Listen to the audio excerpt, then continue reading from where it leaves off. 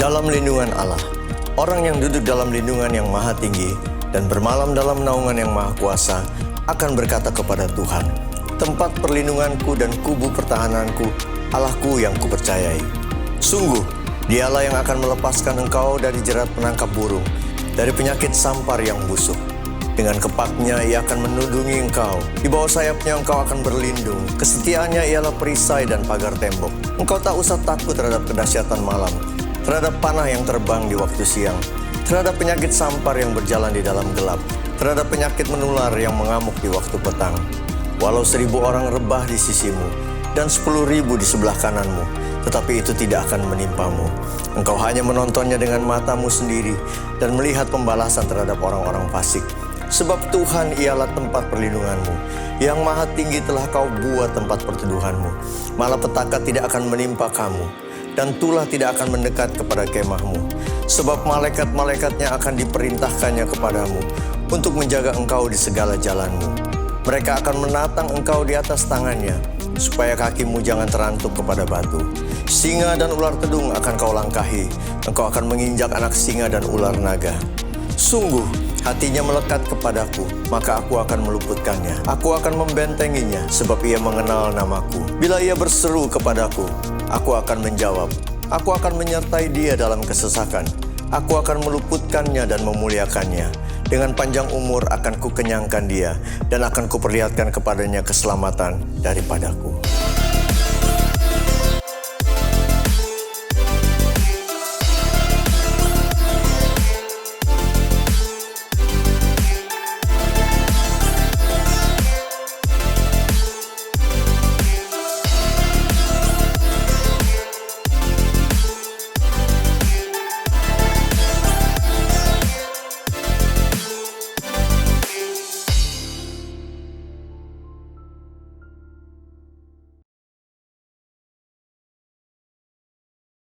Shalom, apa kabar saudara? Kita percaya kita selalu di dalam keadaan yang luar biasa. Pada VOP kali ini, kita akan membahas mengenai kekudusan seksualitas atau sexual purity. Sebagai generasi Yeremia, setiap kita wajib menjaga kekudusan, khususnya kekudusan seksualitas. Namun sebuah riset yang diterbitkan lembaga independen pada tahun 2019 menyebutkan 33% remaja sudah melakukan hubungan seks di luar nikah. Hal ini bisa diakibatkan karena kurangnya pemahaman anak-anak muda akan prinsip-prinsip seksualitas yang benar. Maka dari itu, kita sebagai anak muda harus mengerti tentang hubungan seksualitas yang benar menurut Alkitab. Kita percaya Tuhan menciptakan hubungan seksual itu sakral dan kudus di hadapan Tuhan. Sehingga hubungan seksual hanya boleh dinikmati di dalam komitmen pernikahan. Hal ini dikarenakan hubungan seksual adalah anugerah Allah yang indah untuk dinikmati oleh sepasang suami dan istri yang sah dan sudah diberkati di dalam komitmen pernikahan. Firman Allah juga menekankan bahwa hubungan seksual bukanlah berasal dan akibat dari dosa, melainkan hubungan seksual diberikan di dalam pernikahan untuk menghindari percabulan. Prinsip yang lain adalah hubungan seksual harus dipersembahkan untuk kemuliaan Allah. Kita harus mengerti bahwa hubungan seksual bukanlah sekedar kepuasan fisik semata, namun hubungan seksual memberikan pengertian hubungan yang mendalam antara suami dan istri. Karena hubungan suami dan istri adalah gambaran hubungan Kristus dengan jemaatnya. Setelah mengerti prinsip kekudusan seksualitas yang benar, selanjutnya penting bagi kita anak-anak muda untuk memulai dan menjalani hubungan pranikah atau berpacaran secara bertanggung jawab di hadapan Tuhan. Ada beberapa perbedaan yang paling mendasar dari hubungan pranikah atau pacaran secara duniawi dan hubungan yang bertanggung jawab di hadapan Tuhan. Perbedaan pertama adalah pacaran duniawi hanya bertujuan mencari pengalaman dan kenikmatan dalam percintaan saja. Namun pacaran yang bertanggung jawab kepada Tuhan melihat hubungan pacaran sebagai persiapan untuk menuju ke arah pernikahan. Perbedaan kedua adalah pacaran menurut dunia hanya mengutamakan keintiman dan kepuasan fisik. Tetapi pacaran yang benar harus mengutamakan keintiman rohani dan emosi. Perbedaan ketiga adalah dalam hal komitmen, hubungan pacaran secara dunia hanya berorientasi kepada masa kini, sehingga mudah terjadi perpisahan ketika timbul konflik. Namun hubungan pranikah yang bertanggung jawab kepada Tuhan harus berorientasi kepada masa depan.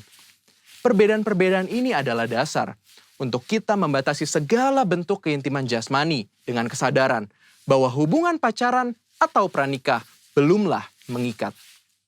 Mengapa penting untuk setiap kita menjaga kekudusan, khususnya kekudusan seksualitas?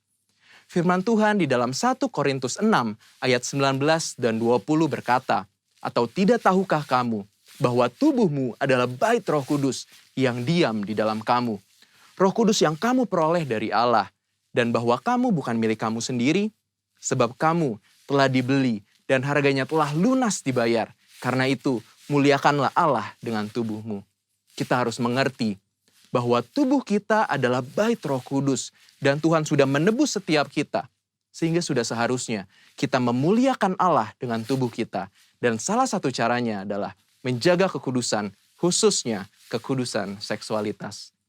Menjaga kekudusan juga adalah bentuk ketaatan kita kepada Allah.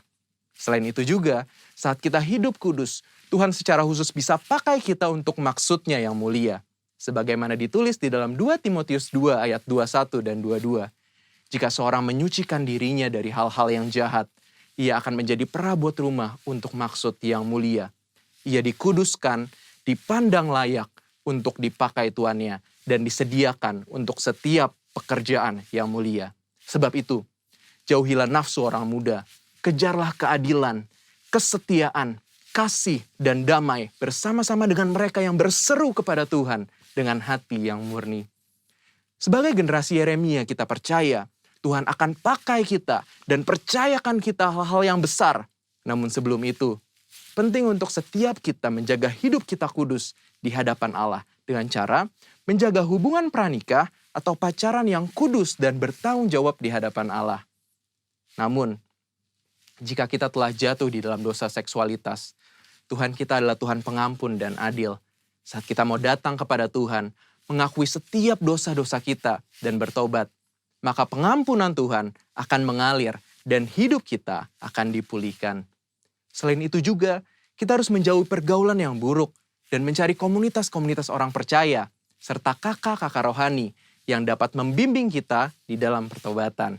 Karena itu, yuk setiap anak-anak muda, bagi kamu yang sedang berpacaran atau masih single, mari kita persembahkan seluruh tubuh kita untuk kemuliaan Tuhan, agar Dia bisa pakai setiap kita lebih maksimal dalam era Pentakosta ketiga ini. Saudara, untuk penjelasan lebih lengkapnya dari tim teologi kami, jangan lupa buka link yang di atas atau scan barcode yang tersedia. Selamat hari Minggu, Tuhan Yesus memberkati.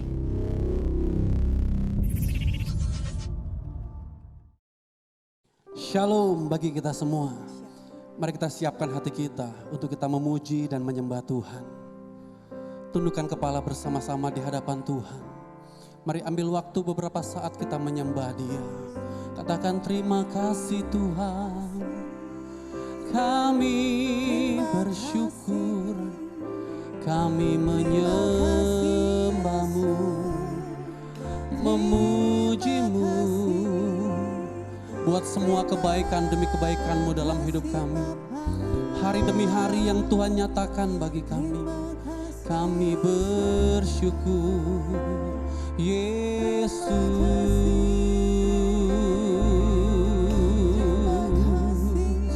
Saat ini kami siapkan hati kami untuk memuji dan menyembah Engkau Tuhan. Karena semua kebaikan, semua anugerah yang Kau berikan dalam kehidupan kami. Kami siap memuji, kami siap menyembah Engkau. Di dalam nama Tuhan Yesus, sama-sama kita semua katakan, amin, haleluya.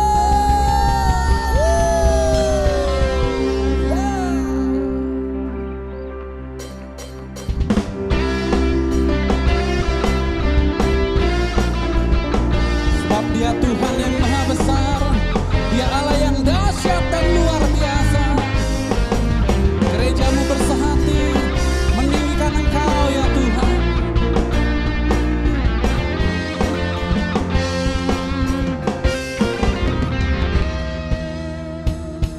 Sebab Tuhan maha besar dan sangat terpuji.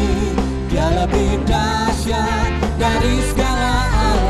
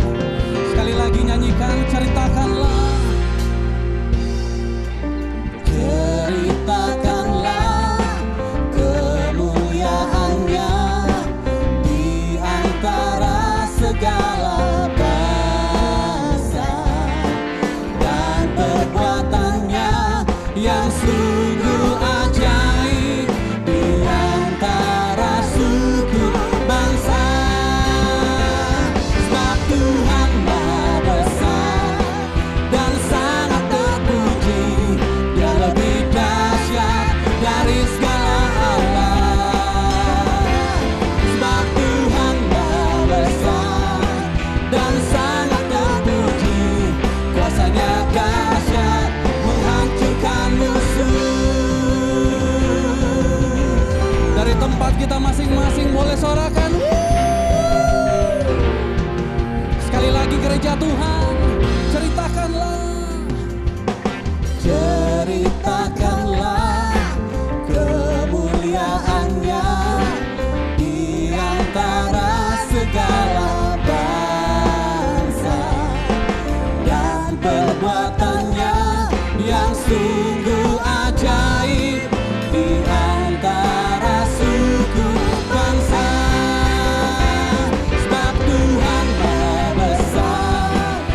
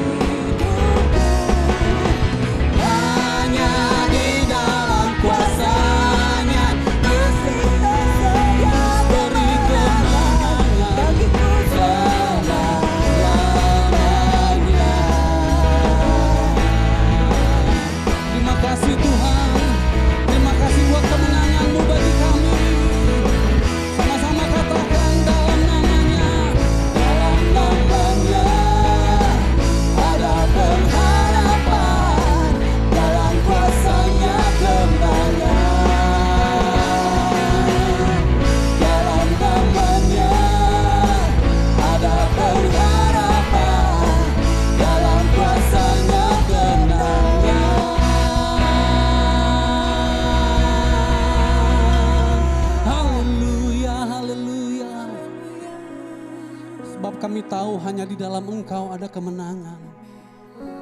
Sebab kami tahu hanya di dalam Engkau Tuhan ada pengharapan bagi setiap kami. Kami terus tetapkan hati kami untuk kami memuji, untuk kami menyembah, untuk kami memuliakan Engkau Tuhan. Seperti wanita yang datang mengurapi-Mu, seperti wanita yang sujud menyembah Engkau Tuhan. Kami terus menyembah Engkau.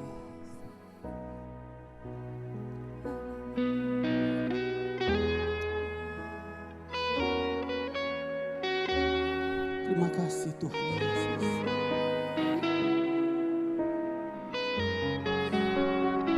Engkau baik Tuhan. Engkau baik Tuhan Yesus.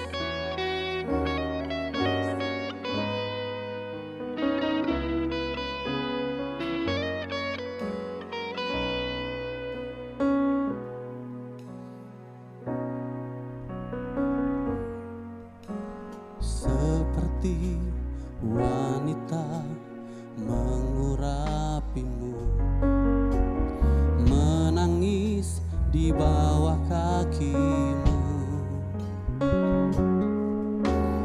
Demikian hidupku mau mengasihi-Mu.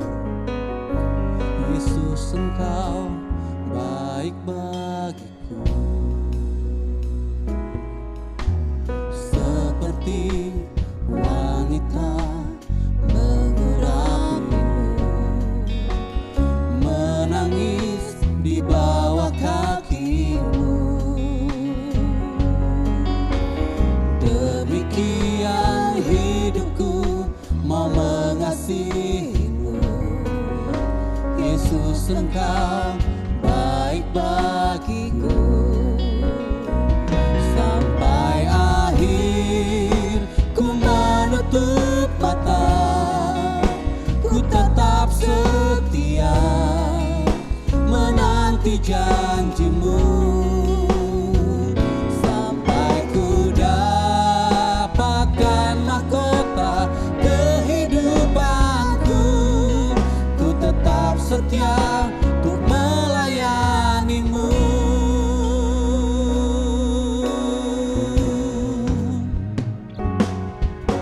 Seperti wanita mengurapi-Mu, menangis di bawah kaki-Mu. Demikian hidup kami Tuhan, Demikian hidupku mau mengasihi-Mu. mau mengasihi-Mu. Yesus, Engkau baik bagi kami. Yesus, Engkau baik bagiku. Sampai akhir ku menutup mata, akhir ku menutup mata, ku tetap setia menanti janji-Mu. Sampai ku dapatkan mahkota kehidupanku, ku tetap setia untuk melayani-Mu.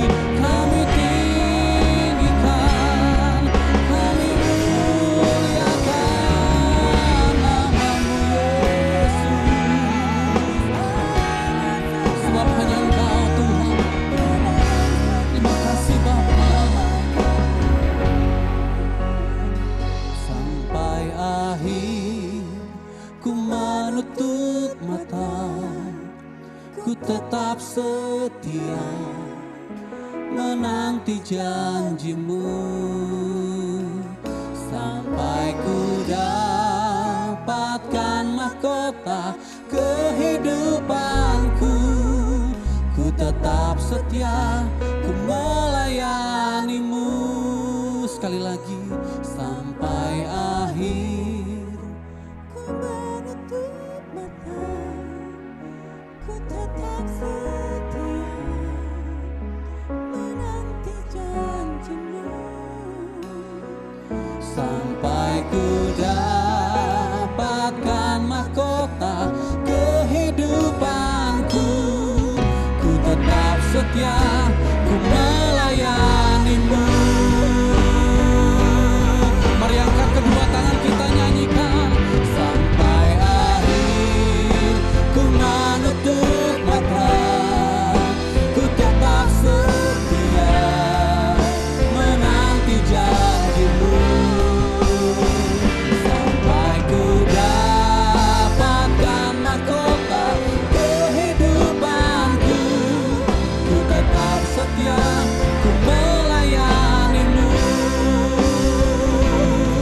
Ku tetap setia, ku melayanimu.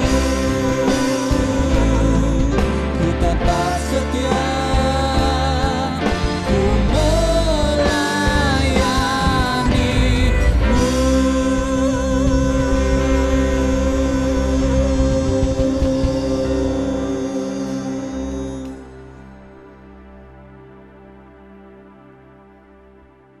Halo, apa kabar semuanya? Saya berharap saudara tetap dalam perlindungan Tuhan walaupun melewati masa-masa yang tidak mudah seperti hari-hari ini. Kita semua mengalami goncangan, kita semua mengalami problem yang besar, tapi saya berdoa bersama Tuhan kita akan tampil sebagai pemenang, kita akan menjadi pribadi yang lebih kuat dari sebelumnya, menjadi lebih dewasa dari sebelumnya. Jadilah tetap kuat di dalam Tuhan. Saya Andi Estiawan dari Bandung. Terima kasih buat kesempatannya bisa membagikan firman hari ini. Dan saya harap walaupun kita belum pernah ketemu, tapi saya harap itu tidak menghalangi saudara untuk bisa belajar sesuatu dari apa yang Tuhan izinkan untuk saya sharingkan hari ini. Temanya adalah gaya hidup kerajaan Allah. Kenapa hal ini penting? Karena hari-hari ini banyak orang Kristen, banyak yang katanya anak Tuhan bingung. Sejak kebaktian diizinkan diambil Tuhan dari kehidupan kita bingung terus saya harus pelayanan apa? Terus saya gimana? Saya nggak bisa bertumbuh kalau begini. Saya nggak bisa intim sama Tuhan. Padahal kalau sesuatu diizinkan diambil Tuhan, jangan-jangan itu bukan sesuatu yang begitu penting seharusnya dalam hidup saudara dan saya. Seharusnya Tuhan mungkin gak mau kita bergantung dengan kebaktian minggu. Kebaktian minggu adalah sesuatu yang bagus, tapi itu bukan esensi dari iman kita. Bukan esensi dari penyertaan kita dalam Tuhan. Karena itu yuk kita belajar seperti apa seharusnya gaya hidup kita di dalam Allah. Gaya hidup kerajaan Allah itu seperti apa. Saya akan ajak kita lihat Roma 8 ayat 28-29. Roma 8 ayat 28 adalah satu ayat yang seringkali dipakai jadi favorit buat banyak orang. Tapi seringkali dipakai dengan cara yang salah karena dipisah dari ayat 29-nya. Saya bacakan buat saudara. Kita tahu sekarang bahwa Allah turut bekerja dalam segala sesuatu untuk mendatangkan kebaikan bagi mereka yang mengasihi Dia, yaitu bagi mereka yang terpanggil sesuai dengan rencana Allah. Banyak orang bilang, amin, Tuhan sedang turut bekerja dalam segala sesuatu. Saya percaya proyek saya akan goal. Saya percaya yang saya doakan, yang saya minta pasti saya akan dapat. Saya percaya masalah saya pasti selesai. Saya percaya saya. Seringkali kita menerjemahkan mendatangkan kebaikan itu artinya semua yang kita mau Tuhan akan beri buat kita. Padahal apa yang dimaksud bahwa Tuhan turut bekerja dalam segala sesuatu untuk mendatangkan kebaikan buat kita. Itu penjelasannya ada di ayat selanjutnya, ayat 29. Saya bacakan buat saudara. Sebab, kalau ada kata sebab berarti dia menjelaskan yang sebelumnya. Sebab semua orang yang dipilihnya dari semula, mereka juga ditentukannya dari semula untuk menjadi serupa dengan gambaran anaknya. Supaya ia, anaknya itu, menjadi yang sulung di antara banyak saudara. Jadi ternyata yang dimaksud bahwa gini, Tuhan turut bekerja dalam segala sesuatu untuk mendatangkan kebaikan, itu artinya belum tentu proyek saudara dapat. Belum tentu doa saudara dijawab ya sama Tuhan. Belum tentu permintaanmu dikabulkan semuanya. Tapi yang pasti Tuhan turut bekerja dalam segala sesuatu untuk mendatangkan kebaikan, yaitu saudara dan saya dibuat semakin hari semakin menjadi serupa dengan Kristus. Itu maksudnya mendatangkan kebaikan, menjadi serupa dengan Kristus. Tuhan sedang turut bekerja lewat orang yang mengesalkan kita, lewat kejadian yang baik maupun kita rasa tidak baik. Bahkan lewat COVID ini Tuhan sedang turut bekerja untuk mendatangkan kebaikan supaya lewat ini semua saudara dan saya bisa makin dewasa, makin bertumbuh dan makin serupa dengan Kristus. Itu adalah kebaikan yang Tuhan maksud. Nah, kalau kita bahas menjadi serupa dengan Kristus itu seperti apa sih? Kalau kita membahas gaya hidup kerajaan Allah itu kan berarti menjadi serupa dengan Kristus. Seperti apa itu? Seperti apa gaya hidup Kristus? Seperti apa kehidupan sehari-hari Tuhan Yesus? Nah, yuk kita belajar dari Yohanes. Yohanes adalah murid Yesus yang termuda, tapi dia hidup yang sampai paling akhir. Semuanya sudah mati waktu dia menulis kitab Yohanes. Semua teman-temannya sudah mati syahid. 12 rasul-rasul yang lain sudah mati syahid. Petrus salib terbalik, Paulus dipenggal, Yakobus dipukulin sampai otaknya berceceran di mana-mana. Thomas ditombak di India. Tradisi-tradisi menceritakan hal itu walaupun tidak ada di Alkitab. Mungkin kita bisa renungkan hal ini. Dan kalau saudara dan saya jadi Yohanes di hari tuanya teman-temannya semua mati begitu. Gereja sedang dikejar-kejar. Orang-orang yang percaya Yesus dijadikan obor hidup, dibakar hidup di alun-alun. Supaya jadi peringatan, supaya jangan jadi Kristen. Lalu mereka dikasih ke singa dan ditelan oleh singa. Kalau saudara dan saya jadi Daniel di masa tua dibuang di Pulau Patmos, pulau yang gersang. Supaya mati stres di sana, kira-kira kita berpikir apa? Mungkin kita sudah berpikir gini, apa sih ikut Tuhan kok kayak gini? Tuhan di mana? Saya kecewa, saya nggak mau ikut Tuhan lagi. Tapi coba lihat, di masa tuanya waktu semua sudah tidak ada. Apa yang Yohanes tulis tentang Yesus? Dia mengingat-ingat tentang Yesus. Dia mengingat-ingat tentang pribadi Kristus. Dan ini yang dia tulis, Yohanes 1 ayat 14. Firman itu telah menjadi manusia dan diam di antara kita.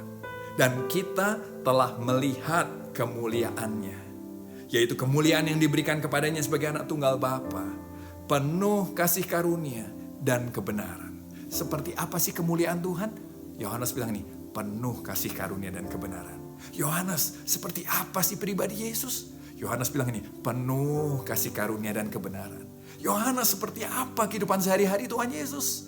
Penuh kasih karunia dan kebenaran. Yohanes, seperti apa gaya hidup Kristus? Penuh kasih karunia dan kebenaran. Itu adalah cara hidup Yesus. Dan saya percaya itulah harusnya jadi gaya hidup saudara dan saya sebagai anak-anak Tuhan. Sebagai orang-orang yang belajar menjadi seperti Kristus. Penuh kasih karunia dan kebenaran. Realnya gimana sih? Kalau saya boleh terjemahin dengan satu kata yang relevan hari-hari ini, penuh kasih karunia dan kebenaran itu, kalau boleh saya bilang ini, helpful. Helpful. Orang yang hangat, suka menolong, suka tersenyum, mudah membantu orang lain, dia mau memaafkan, helpful. Suka menolong orang lain, suka memberkati orang lain. Itu adalah pribadi Yesus. Penuh kasih karunia dan kebenaran. Coba kita lihat dari Alkitab. Kalau saudara baca Alkitab, maka saudara akan menemukan orang-orang yang ditolong sama Tuhan Yesus. Yang pertama, orang kusta. Orang kusta pada zaman itu dilambangkan sebagai orang yang dikutuk Tuhan. Dianggap sebagai orang yang dikutuk Tuhan. Jadi kalau dia ketemu sama kita, dia harus tutup mukanya dan berteriak ini, najis, najis, najis. Supaya orang tahu, kusta. Dan orang gak dekat-dekat sama dia. Saudara bayangin setahun, 2 tahun, saudara tiap kali ketemu orang sudah teriak najis, najis. Lama-lama najis menjadi kepribadian kita. Najis menjadi itulah saya orang yang najis, saya orang yang ditolak, saya orang yang dikutuk, orang yang terkutuk, orang yang terbuang. Tapi suatu kali ada seorang kusta datang sama Tuhan, memohon belas kasihannya, Yesus kasihanilah aku. Dan ada kejadian di mana Tuhan Yesus menyembuhkan orang kusta dengan cara menyentuhnya. Sementara peraturan agama hari itu bilang papasan aja bisa dibilang tidak boleh. Dekat-dekat tidak boleh, apalagi menyentuh.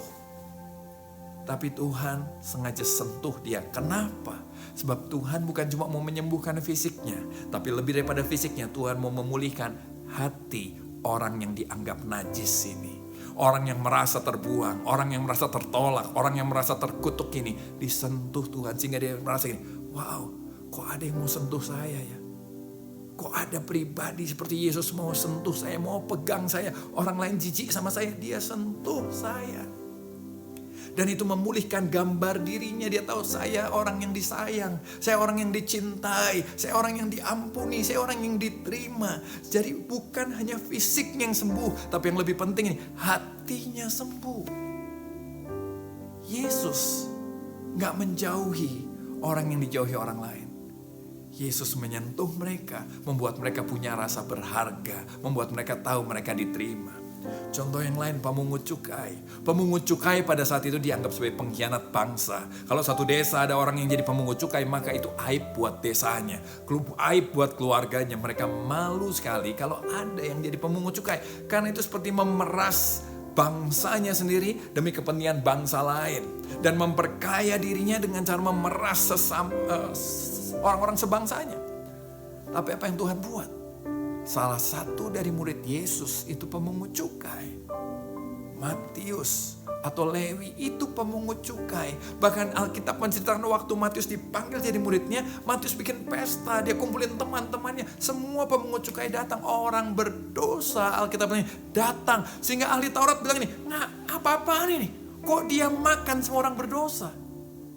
Sebab Tuhan sedang memilih salah satu orang berdosa ini jadi muridnya. Wow.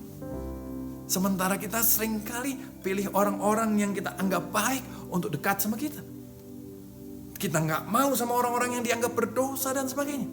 Tapi Tuhan Yesus justru menerima orang berdosa jadi muridnya untuk hidup bersama-sama dengan dia. Sudah mungkin ingat cerita Sakyus kan? Tuhan Yesus lagi jalan di kerumunan banyak orang, dan Sakyus naik ke atas pohon, dan Tuhan Yesus bilang, Sakyus turunlah, aku mau menumpang di rumahmu. Saudara mesti bayangin pada zaman itu heboh sekali. Kenapa heboh? Itu orang berdosa.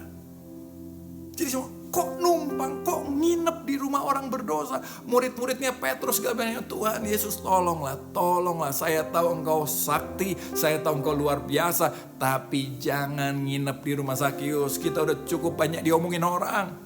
Saudara coba baca Alkitab, ya kan? Pemungut cukai, ahli Taurat ngomongin Tuhan Yesus terus, nyerang Tuhan Yesus terus. Murid-muridnya mungkin udah pusing, udah jangan nginep. Mungkin Tuhan Yesus bilang begini sama Petrus dan yang lain-lain, kalau kalian gak mau ikut, gak apa-apa, pulang aja dulu, istirahat dulu ya. Aku mau nginep di rumah Sakyus. Mungkin murid-muridnya terpaksa, ini bayangan saya saja, mungkin murid-murid terpaksa, ya sudah kita ikut. Mereka nginep di situ. Apa yang terjadi? Alkitab tidak mencatat Yesus mengajar hal yang canggih-canggih di sana. Alkitab tidak mencatat Yesus mengadakan mujizat di sana. Tapi Alkitab mencatat Sakyus bertobat lewat perjumpaannya dengan Kristus. Gaya hidup kerajaan Allah itu akan menjamah banyak orang. Gaya hidup penuh kasih karunia dan kebenaran itu menjamah banyak orang. Saudara, bahkan kita tidak perlu khotbah, tidak diperlukan mujizat.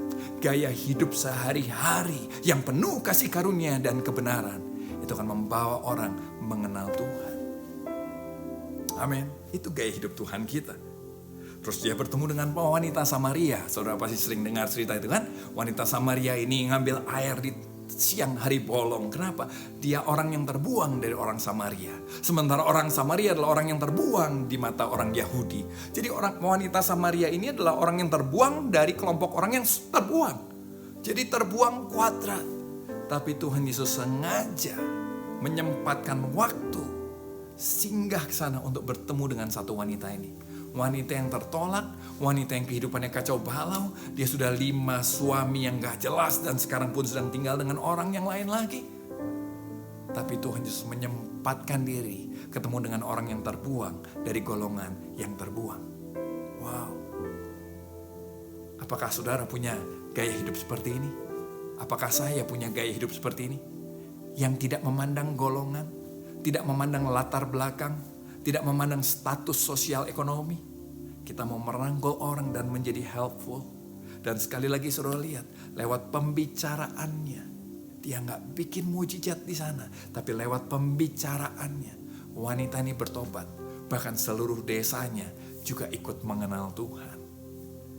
Gaya hidup yang penuh kasih karunia dan kebenaran. Yang tidak menghakimi orang lain, tidak menolak orang lain, terbuka untuk orang lain. Gak eksklusif, gak merasa saya kudus, kamu berdosa. Yesus sama sekali gak seperti itu. Ahli Taurat seperti itu. Gaya hidup yang penuh kasih karunia dan kebenaran. Selalu menyentuh orang dan memberkati orang. Murid-muridnya sudah bingung. Waduh kacau ini, Samaria diterima, ini diterima. Datanglah prajurit Romawi. Wah murid-muridnya bilang, kalau yang ini enggak ya. Enggak, ini penjajah, ini musuh kita semua.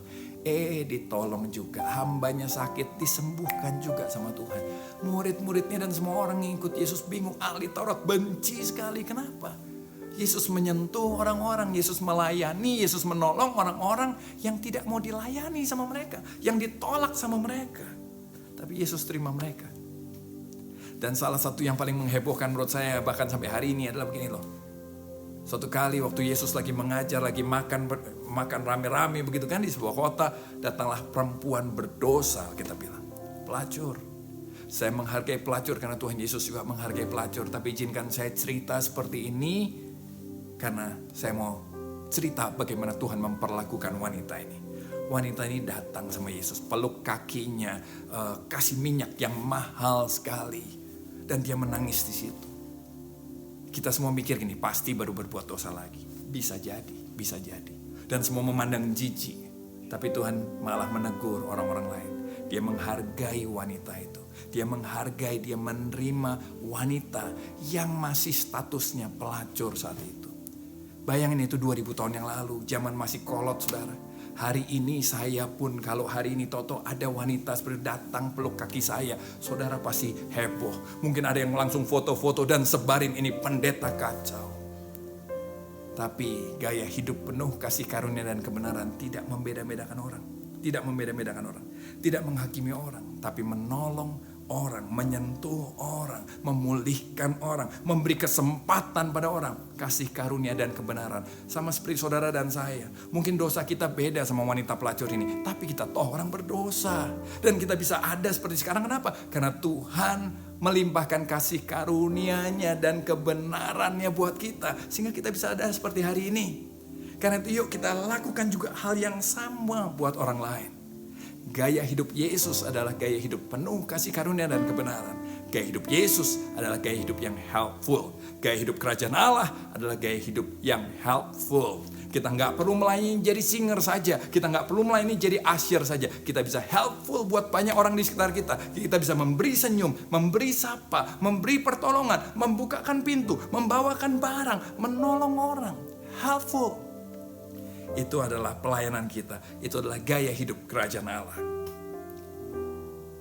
Dan kalau sudah bilang, sudah percaya sama Tuhan, maka iman itu selalu berbuah. Coba saya bacakan. Yakobus 2 ayat 18. Tetapi mungkin ada yang berkata, padamu ada iman dan padaku ada perbuatan. Ada yang bilang, kalau saya enggak bisa begitu-begitu Pak. Tapi saya percaya sama Tuhan. Saya suka menyembah Tuhan. Saudara, apa sih cirinya orang yang suka menyembah Tuhan? Apa sih cirinya orang yang punya iman sama Tuhan? Yakobus bilang begini, aku akan menjawab dia, kata Yakobus. Tunjukkan padaku imanmu tanpa perbuatan. Dan aku akan menunjukkan kepadamu imanku dari perbuatan-perbuatanku. Jadi gaya hidup helpful itu akan membuktikan bahwa gini, kita percaya sama Tuhan. Gaya hidup helpful adalah buah dari iman kita. Gaya hidup helpful adalah tanda bahwa kita sudah menerima keselamatan dari Tuhan. Orang yang menerima keselamatan dari Tuhan pasti berbuah. Orang yang percaya sama Tuhan pasti berbuah. Dan berbuahnya apa? Perbuatan. Perbuatan seperti apa? Perbuatan yang meneladani Kristus. Penuh kasih karunia dan kebenaran. Perbuatan yang helpful. Amin.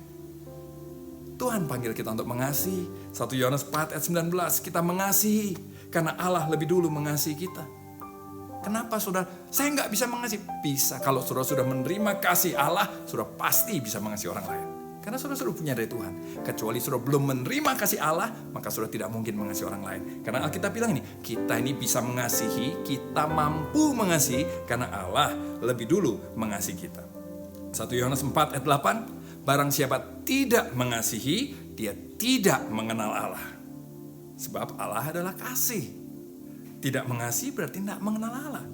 1 Yohanes 4 ayat 20. Barang siapa tidak mengasihi saudaranya yang dilihatnya, tidak mungkin mengasihi Allah yang tidak dilihatnya.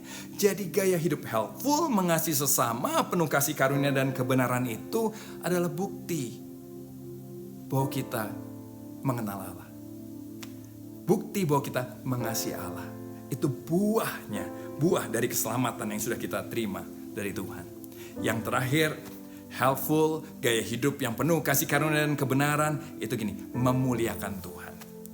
Kalau saudara dan saya bisa jadi orang yang helpful, hidup kita pasti memuliakan Tuhan. Gak usah khotbah, gak usah bikin mujizat, gaya hidupmu itu menceritakan Tuhan. Gaya hidupmu sehari-hari itu adalah khotbah kita buat banyak orang, memuliakan Tuhan. Itulah gaya hidup yang memuliakan Tuhan, gaya hidup yang memperkenalkan Tuhan pada sesama. Ada banyak orang kan terbuka hatinya waktu saudara dan saya helpful. Mereka akan lihat ini, beda ya anak Tuhan ini, beda ya anak Tuhan ini. Nah, kenapa? Gaya hidup yang helpful. Dan gaya hidup ini disukai semua orang. Saudara akan memuliakan Tuhan dan membuka hati banyak orang untuk mereka mengenal Tuhan. Jadi walaupun ibadah minggu kita diizinkan Tuhan diambil, saudara dan saya tidak perlu bingung. Kita tetap bisa bertumbuh, kita bisa tetap melayani dengan cara apa? Hidupilah gaya hidup kerajaan Allah. Hidupilah gaya hidup seperti Kristus yang penuh kasih karunia dan kebenaran, yaitu gaya hidup yang helpful. Tuhan memberkati saudara semua. Mari kita berdoa. Tuhan, terima kasih. Aku selesai menyampaikan isi hatimu. Aku cuma berdoa, berkati setiap kami yang mendengarnya. Berikan kami pencerahan oleh Roh Kudus sehingga kami boleh mengerti firman. Kami boleh dibukakan hatinya. Dan firman Tuhan ini boleh berakar, bertumbuh dan berbuah lewat hidup kami. Biar lewat hidup kami ini nama Tuhan boleh dipermuliakan. Terima kasih Tuhan mengingatkan kami bahwa tujuan kami mengikut Tuhan bukan supaya doa kami dijawab, bukan supaya kami tambah kaya, tapi yang lebih penting adalah begini, bahwa kami mau dibawa menjadi seperti Kristus. Terima kasih Tuhan, di dalam nama Yesus kami berdoa dan ucap syukur. Amin. Tuhan memberkati.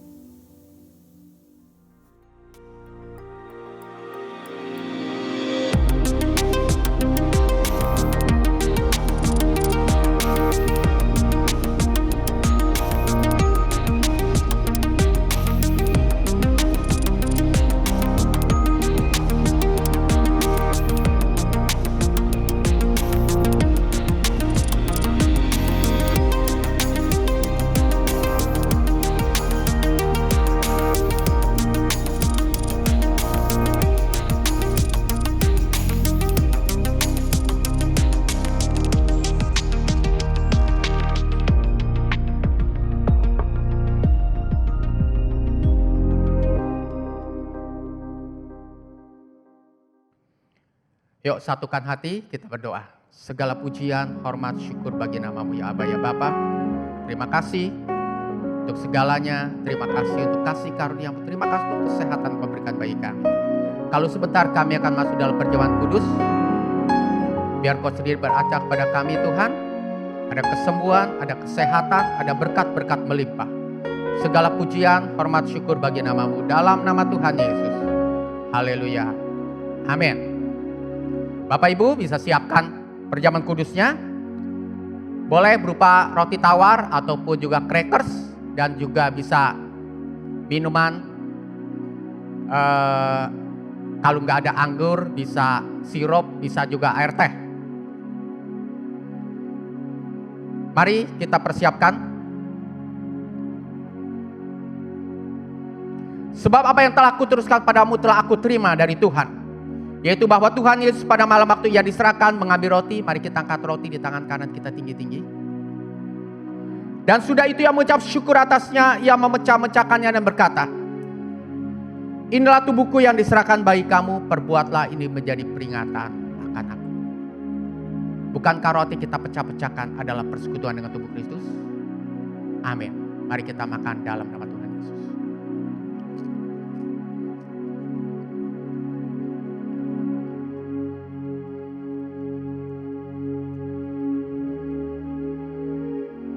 Terima kasih untuk tubuhmu Tuhan Yesus. Oleh bilur-bilur Tuhan Yesus kami telah sembuh. Mari kita angkat cawan di tangan kanan kita tinggi-tinggi. Demikian juga ia mengambil cawan sudah makan lalu berkata, Cawan ini adalah perjanjian baru yang dimeteraikan oleh darahku. Perbuatlah ini menjadi peringatan akan aku. Bukankah cawan yang atasnya kita ucapkan syukur adalah persekutuan dengan darah Kristus? Amin. Mari kita minum dalam nama Tuhan Yesus. Terima kasih untuk darah-Mu Tuhan Yesus. Oleh bilur-bilur Tuhan Yesus kami telah sembuh. Mari kita ucapkan syukur pada Tuhan. Katakan terima kasih. Terima kasih Tuhan.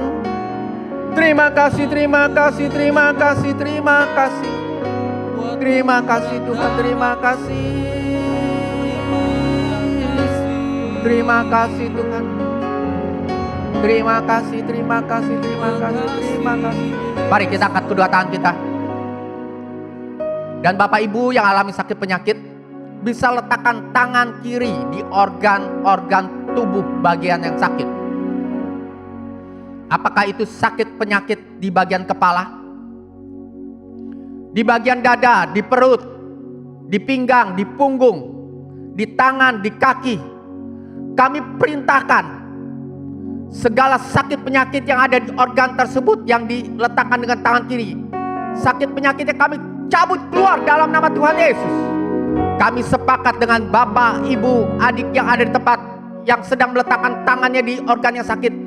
Kami cabut sakit penyakitnya keluar dalam nama Tuhan Yesus. Kami cabut keluar dalam nama Tuhan Yesus. Dan kami berkati organ tersebut dengan bilur-bilur Tuhan Yesus. Dibasuh dengan bilur-bilur Tuhan Yesus. Sehingga organ tersebut sehat, kuat dalam nama Tuhan Yesus. Kembali normal dalam nama Tuhan Yesus. Dalam nama Tuhan Yesus. Kalau ada yang, mari kita angkat kedua tangan kita. Ataupun juga yang masalah keuangan, angkat kedua tangan. Percaya bahwa walaupun dalam keadaan pandemi, tidak ada satu hal yang mustahil untuk Tuhan memberkati kita. Diberkatilah keluar masukmu. Diberkatilah engkau di kota, diberkatilah engkau di ladang, diberkatilah pekerjaan usahamu. Diberkatilah lubuk adonanmu. Diberkatilah rekening-rekening bankmu. Engkau akan terus naik, tidak akan pernah turun. Engkau akan menjadi kepala bukan ekor. Diberkati berlimpah, limpah, limpah, limpah dalam nama Tuhan Yesus. Terima kasih Tuhan, terima kasih, terima kasih. Terima kasih Yesusku, terima kasih Yesusku. Puji syukur hanya bagi Tuhanku. Terima kasih Yesusku, terima kasih Yesusku. Puji syukur hanya bagi Tuhanku. Puji syukur hanya bagi Tuhanku.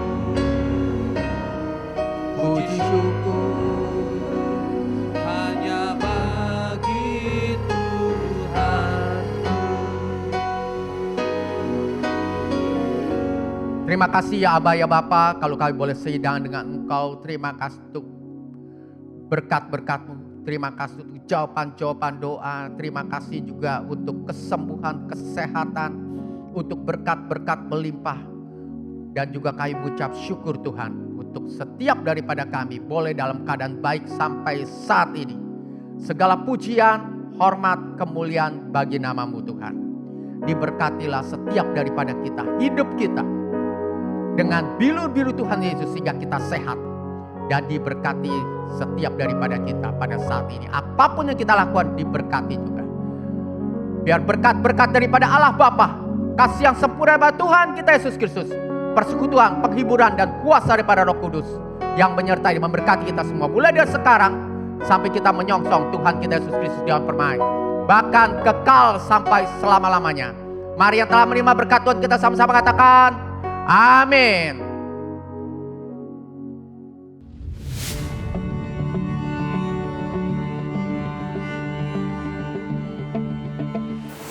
Shalom jemaat terkasih, info seputar pelayanan Lewi Ministry. Pelayanan jemaat Lewi Ministry tetap terus berjalan di masa pandemi, seperti baptisan air, penyerahan anak, pemberkatan dan peneguhan nikah, pelayanan kedukaan, dan pelayanan jemaat lainnya.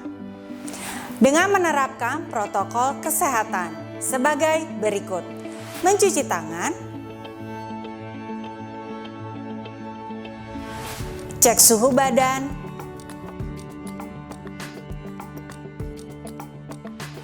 memakai masker atau face shield,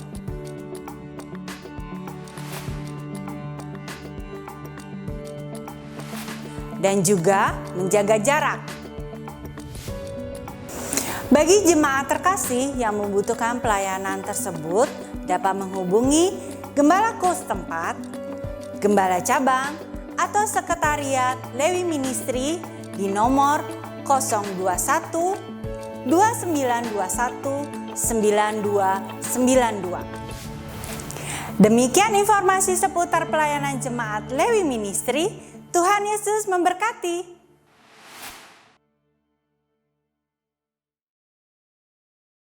Melakukan pekerjaan yang hebat, lebih dari yang Dia lakukan. Karena Dia di dalamku dan ku ada dalamnya, menjadi terang bagi dunia.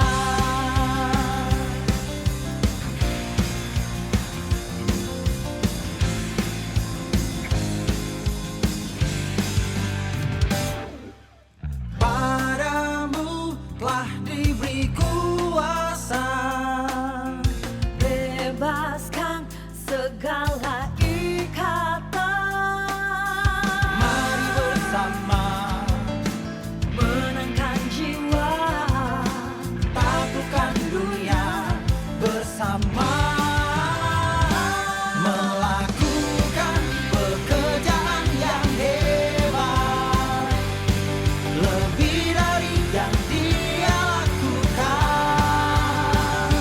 Karena Dia di dalamku dan ku ada dalamnya, menjadi terang bagi dunia.